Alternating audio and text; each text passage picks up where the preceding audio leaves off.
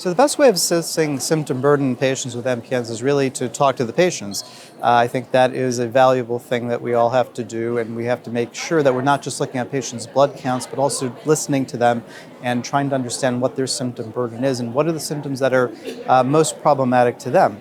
Beyond that, we have other tools like the MPN symptom assessment form, which are also highly valuable to sort of objectively keep track of a patient's symptoms over time, and that's particularly valuable in the setting of the clinical trial.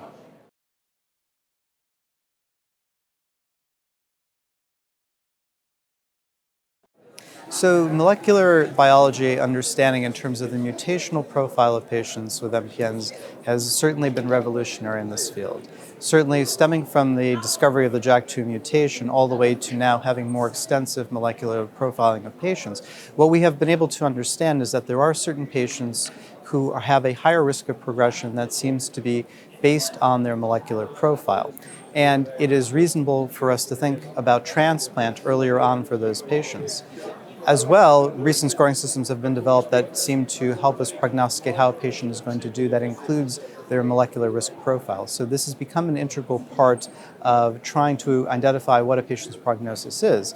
But it's also becoming a tool for us to think about new therapeutics. There are mutations like IDH2 mutations that occur in patients with more advanced MPNs, and we now have the ability to target those mutations. And there is, in fact, an upcoming clinical trial from the Myeloproliferative Neoplasms Research Consortium that actually is using dual ruxolitinib and enasidenib, which is an IDH2 inhibitor, for patients with IDH2 mutations.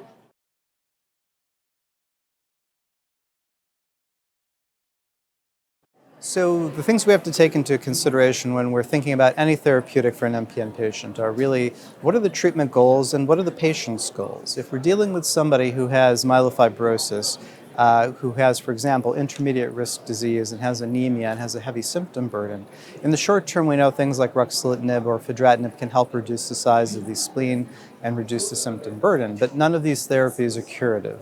So ultimately the discussion then has to become about transplant. And transplant and its risks need to be discussed with the patient extensively.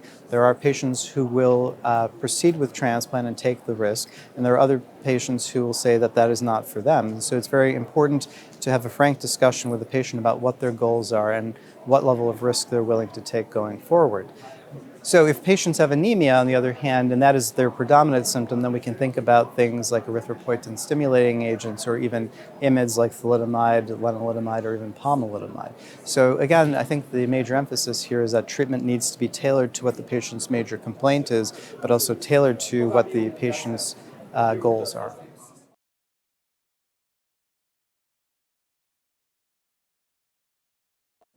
So there are a number of novel therapeutic agents being investigated for MPNs, a number of which are being presented at the ASH meeting this year. And these include both JAK inhibitors and non-JAK inhibitors. Within the JAK inhibitor space, there are drugs like pacritinib, which is being investigated for patients with low platelet counts. There will be a trial opening shortly for momelotinib, another JAK inhibitor for patients with anemia. In the non-JAK inhibitor space, we've seen a couple of really interesting things. There is a BET inhibitor, CPI 06110, data which was presented at ASH this year, demonstrated some of the efficacy that is being seen in terms of spleen size reduction and transfusion independence in patients with MF.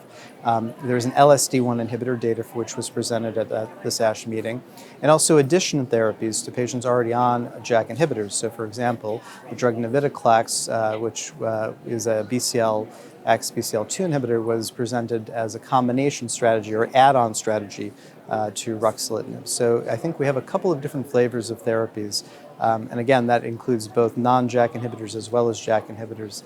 And within the JAK inhibitor space, it's new JAK inhibitors as well as drugs being added onto JAK inhibitor therapy.